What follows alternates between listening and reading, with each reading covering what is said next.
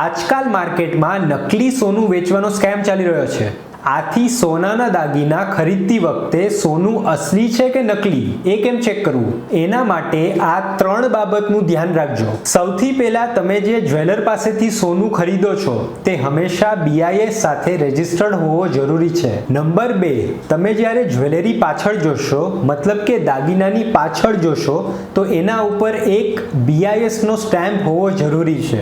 ઉપરાંત એના ઉપર એક કોડ પણ હોવો જોઈએ જે તમારું સોનું કેટલા કેરેટ નું છે એની માહિતી આપતો હોય. જેમ કે તમારું સોનું 22 કેરેટનું છે તો લખેલું હશે કે 22K917, મતલબ 22 કેરેટ 91.7% ગોલ્ડ. ત્રીજી વસ્તુ જે તમારે ચેક કરવાની છે એ છે HUID કોડ, જે એક 6 ડિજિટનો આલ્ફાન્યુમેરિક કોડ છે.